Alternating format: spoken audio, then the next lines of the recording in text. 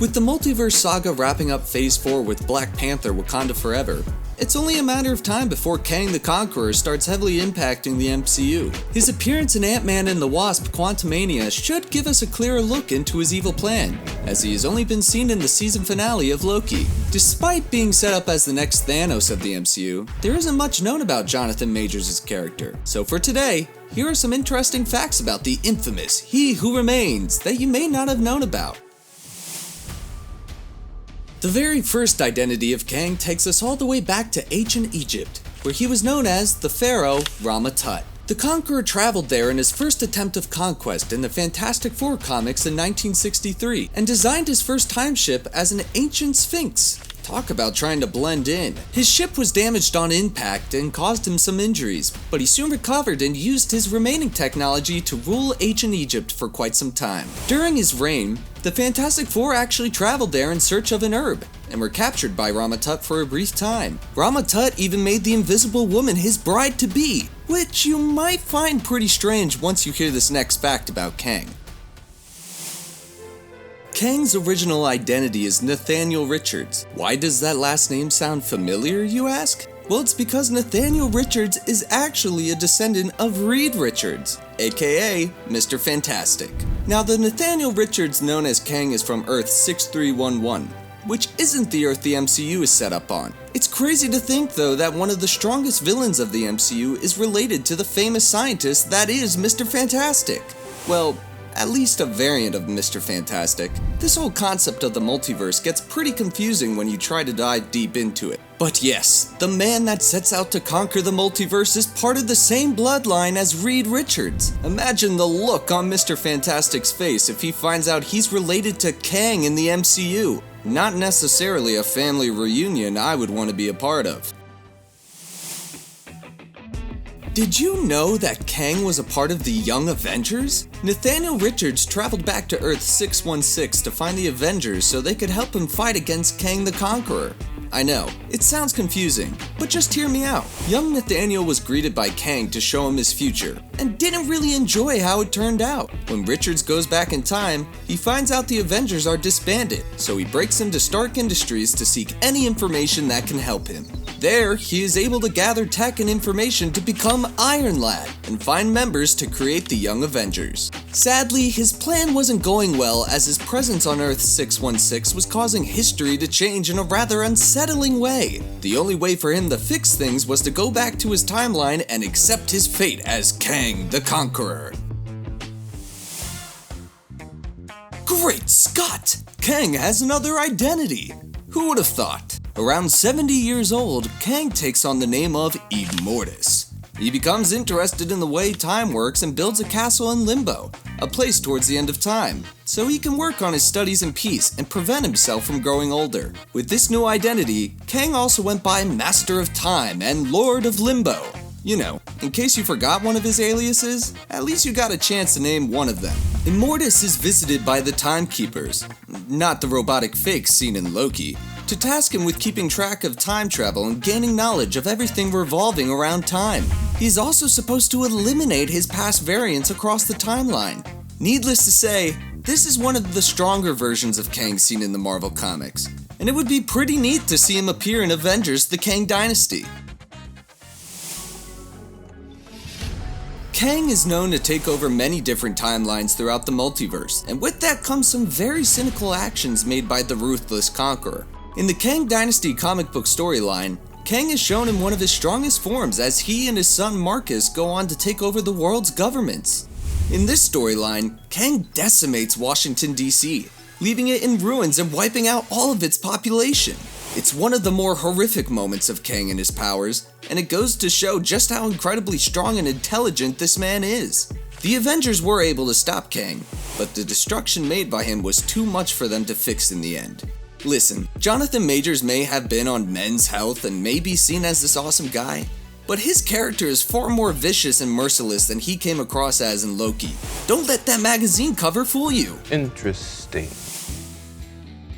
Did you know that Kang started his conquering journey because he was bored in his timeline? Yes, Kang the Conqueror's mission came to be because of boredom. His Earth was at a time of peace where wars didn't happen anymore. He found it to be rather dull, and wanted to find a timeline where he could give himself some excitement. Could you imagine living in a world that has obtained world peace, and decide that you liked it better when there was conflict between people and countries? With the knowledge and powers that Kang has, you'd think he would go across the multiverse and help other Earths reach resolutions like his did, instead of going to disrupt the very fragile fabric of time and take control of the multiverse. But what do I know? Instead of fighting your enemy head-on, why not just pluck different versions of your enemy from different timelines and have them fight each other? That's what Kang did in one of his fights against the Avengers. He went to different points in history to take out the 5 members of the former Avengers team, and used them to fight against themselves in Kang's current timeline. A very malicious, yet brilliant move by Kang. His plan was to eradicate the Avengers across the entire timeline, and his evil version of the team was quite powerful as they destroyed versions of themselves a number of times. If there is any possibility that this happens in the MCU, the Avengers are going to need every help they can get in order to even stand a chance against Kang, especially when it comes to the mind game of having to fight an evil version of yourself. We surely saw that with Captain America during the time heist in Avengers Endgame. Obviously that's a joke, guys. So Nathaniel Richards is a descendant of Reed Richards, but what if I told you he may have connections to Dr. Doom as well? No. Back in the Fantastic Four comics, Doom runs into Rama Tut when he was on his way back to his timeline, and the two have a rather complex conversation about the run-ins with the Fantastic Four. When it comes down to it, the two individuals thought that Dr. Doom was Kang's ancestor, but then discussed how they might just be the same person from different timelines. Does anyone else's head hurt talking about this, or is it just me? Regardless, it's never been fully confirmed in the comics if the two individuals are related or the same person. It's one of those things that get you saying, hey, this might be a real thing. But in the end, it doesn't make sense because that would mean that Dr. Doom and Reed Richards are related in some shape or form. Man, this really is the multiverse of madness. And then, bam! You know who's scarier than Kang? The Scarlet Witch. You want to know what's even scarier than her? The Scarlet Witch and Kang working together. In the comics, Immortus was able to use Wanda's grief of her late husband into manipulating her to work with him. As a Nexus being, the Scarlet Witch holds so much power as an individual, and can give Kang the upper hand that he needs in order to control the multiverse. The Scarlet Witch teaming up with Kang in the MCU is a possibility. Nobody knows what happened to her after the events of Doctor Strange in the Multiverse of Madness. And Kang could manipulate her feelings for Vision and her kids into helping him out, if it means she can go to a place to be with her family. Really? Yeah. Not only does Kang have an incredible amount of intelligence, but he also has some insane powers. For one, the guy has the power of teleportation. This is one of his more impressive powers as it allows him to move freely throughout time when he is in trouble. The ability of teleportation practically makes him invincible. Obviously, Kang is able to travel through time with all of his technology and his time ship that he created, but where did he get all of this stuff?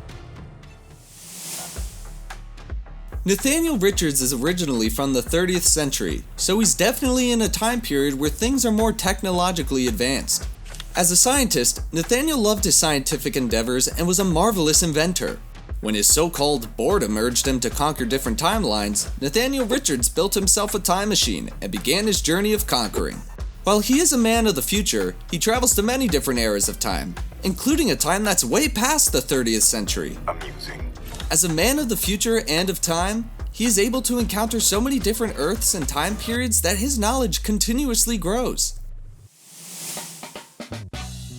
Do you remember that big, scary-looking cloud at the end of Loki? Well, first off, it has a name, and it's Alioth. Secondly, Kang used Alioth to win his war against his variants. Kang, the man with no superhuman abilities, was able to harness the power of an unknown entity, and used it to end the multiversal war. He used this massive energy to defeat other versions of himself and became its master. Not only that, but then he used Alioth to guard the Citadel at the end of time to make sure that whatever the TVA pruned never returned to the light of day. With all of these variants of Kang throughout the timeline, why not make a Council of Council of Kangs. Sorry, wrong universe. But yes, the Council of Kangs was led by Prime Kang, who was tricked by Immortus into ridding the multiverse of all the Kang variants out there. It's quite possible, with Avengers the Kang Dynasty being the next Avengers movie, that the Council of Kangs will make an appearance on the big screen. Someone like Ravonna Renslayer. Yes, that TVA agent in Loki that always seemed to have a problem with Mobius. No, you betrayed me! Ravonna actually is a lover of Kang in the comics, and helps him on his journey to conquer different time periods. They met as Kang was trying to take over her father's kingdom in the future. He fell smitten for her, and after some time, she fell for him. It also came to the point where she sacrificed herself in order to save him. Upset by his loss, Kang went back in time to get a different version of Renslayer and took her back to Limbo to live happily ever after. Now that's love. Remember how I said Kang built a time ship in the shape of an ancient sphinx back when he was Rama Tut? Well, let's dive a little bit deeper into that. His time ship isn't always in the shape of a flying sphinx in the comics, as he does travel to other parts of time that doesn't include Egypt. His ship has the ability to travel through Limbo, where there is access to all the timelines and multiverses in existence. It can even snatch up individuals from different times and places and give Kang visuals of different realities through the use of crazy camera technology. This time ship gives him access to everything that he needs in order to travel through time and conquer various eras. It has yet to be seen in the MCU when this video is created, but seeing a flying sphinx in one of its movies wouldn't be the weirdest thing from the MCU. So there's many variants of Kang, but one that I didn't mention is the Scarlet Centurion. No affiliation to the Scarlet Witch. This variant of Kang is actually inspired by his ancestor? Himself? A person that he happened to cross paths with? No matter how you want to define it, the Scarlet Centurion is inspired by Doctor Doom. Taking on a liking for Doctor Doom's armor, Kang went to a different timeline and created his own suit of armor to take on the name of the Scarlet Centurion in the modern era. The Scarlet Centurion didn't face much success against the Avengers, but a later version of the character grew to be much more powerful and was actually taken on by Kang's son, Marcus. Don't be shocked, but Kang has another variant that needs some explaining. The guy has the power to manipulate the space-time continuum. What do you expect? This variant of Kang is known as Victor Timely. Not the most impressive last name for an alias, but I understand. Victor decided to conquer the modern age in a new fashion, and set up his base on Earth so that he could monitor his environment in a secretive manner. He was able to develop businesses and corporations in the robotics industry that made him a prominent figure in that time period. What's most fascinating to me is that he founded a town in Wisconsin and called it Timely. You just walk down it. The Kang variant seen in Loki is one of his later variants, as his name is literally He Who Remains. He explains his multiversal war between his variants, and how he eventually came out on top and took charge of keeping the sacred timeline intact. As this revolves more around the end of Kang's storyline, it is likely that this variant won't be seen much in the future of the MCU. Well, that and Sylvie did end up stabbing him and open up the multiverse. So yeah, He Who Remains doesn't really remain anymore. But since he is technically gone and no longer controls the sacred timeline, this allows all of his past variants to fall into the MCU and continue their reign over the multiverse. Clearly, Sylvie didn't choose the right thing to do, but if she did, then there would be no multiverse saga, right? One of Kang's more iconic looks is with his purple and green power suit and blue face. His power suit is very minimal compared to Iron Man's Hulkbuster suit, but it gets the job done. The suit allows Kang to lift over 5 tons, which is kind of unnecessary, but when you're an evil genius with the power to time travel and build cool tech, why not do that? His suit also contains an anti-gravity device which gives him the ability to throw around objects and humans as if they're tiny insects. It also has enhanced durability by creating a force field around his body.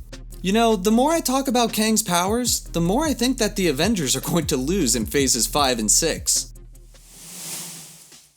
Now, I know I talked about Kang's time ship from the comics, but let's give a closer look at his Temp pad in the Loki series. This wrist device is very similar to the ones that the TVA uses in the show, but because it's Kang, this one is much better. It's a simply designed device that just holds so much power when put into the wrong hands.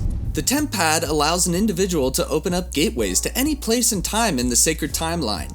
Kang's temp pad is actually pre-programmed with every moment in time, basically allowing him to be untouchable to his foes, and see everything that is going to happen before it happens. Again, it's a very tiny device, but there's clearly more to it than meets the eye. Kang has a lot of aspects about him that make him an incredibly dangerous threat to the Avengers moving forward in the MCU. Who knows if they will be able to defeat him with the knowledge and powers he contains.